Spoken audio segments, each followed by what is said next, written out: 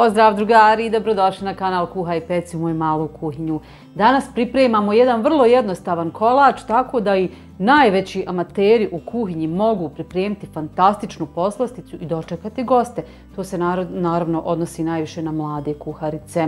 Dakle, pravimo londonske štangle ili u narodu zvane londoneri, onako skraćeno. Ne treba vam uopšte puno sastojaka, sve sastojke uglavnom imate kod kuće. Idemo vidjeti šta nam treba od sastojaka pa da se bacimo na posao. Za mnom.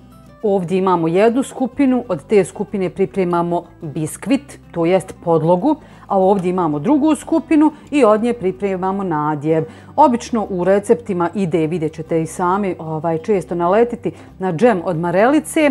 Negdje ima džem po želji, pa se ja držim tako od tih gdje god mogu da skiviram i napravim onako po svom. Tako da sam ja uzela svoj džem od šljiva, vidjeli ste i sami kako sam ga pripremila, fantastičan ukus i nema razloga da ga zamijenim sa marelicom. Eto, sve ćete sastojke imati u opisu videa, znači u pisanom dijelu recepta. Krećemo sa pripremom biskvita. U jednu malo dublju zdjelu dodajemo žumanca, šećer, naribanu koricu limuna. Sve dobro izmiješamo. Zatim dodajemo kiselo vrhnje, razmekšali puter i ponovo sve dobro umutimo. I sada dodajemo suhe sastojke. Ja ću malo kroz ovo sito protjerati. Evo radi ovih grudvica. Odmah ćemo dodati i brašno. I sada ćemo fino da umijesimo tijesto. Malo prvo ovako ovom utilicom, a onda fino čistom rukom.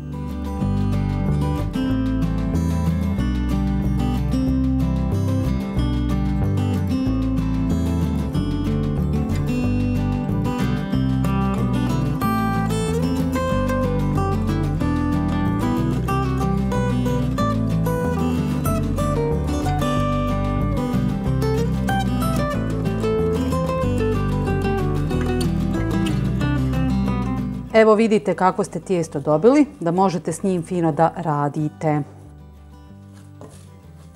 Nakon što umjesimo tijesto, ostavit ćemo ga da odstoji jedno 10 minuta. Možete u frižider, a i ne morate. Samo da se ovaj puter mrvicu stisne. Evo ovako, došli smo sada do slaganja tijesta, to jest biskvita, znači sa malom kockicom putera namažite tepsiju. Rernu sam odmah uključila da mi se zagrijava. Malo ovako iz zidove slobodno. U namazanu tepsiju ćemo prebaciti tijesto i fino rukom raspljuštiti. Dok ne dobijete, znači, ravnu, skroz, kako bi rekla, eto, tijesto. Nakon što smo tijesto rastanjili u tepsiju, stavljamo ga u dobro zagrijanu rernu. Pečemo samo 10 minuta, onda vadimo i dodajemo džem.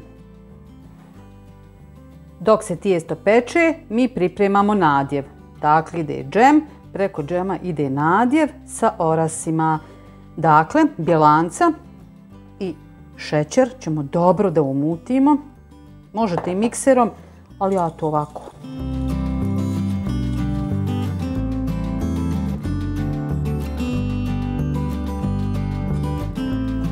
Evo zašto ne muti mikserom. Treba vam ovako malo tečnija smjesa koju možete preliti preko pečenog tijesta. Razumijete me, znači još sad kad dodamo orahe, to će se baš fino stisnuti, a kad mutite mikserom dobit ćete baš onaj šnee čvrsti, jel? Sada ćemo, kad su umućena bjelanca, kad više dole pod mutilicom ne osjetite da škripi šećer. Sada ćemo dakle dodati i orahe i sve fino dobro izmiješati. Evo ga, poslije 10 minuta izvadimo biskvit, koru, tijesto, kako god hoćete i nanesemo jedno 3-4 kašike fine onako od džema, po želji naravno. Možete od pekmeza, od onoga šipka, također fantastičan ukus.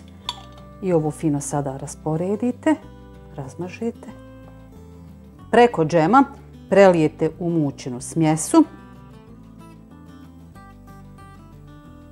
Malo poravnajte da dođe do ovih ćoškova i vratite nazad, znači u rernu da se peče.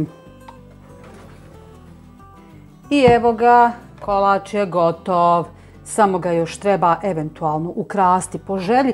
Pripremila sam malo sjeckanih oraha i malo sitnog šećera. Pa možete kombinovati na pola kako želite ili sve zajedno ili se odlučiti eventualno samo za orahe. Prvo ćemo ostaviti da se dobro ohladi, a potom ćemo ga fino narezati na štanglice.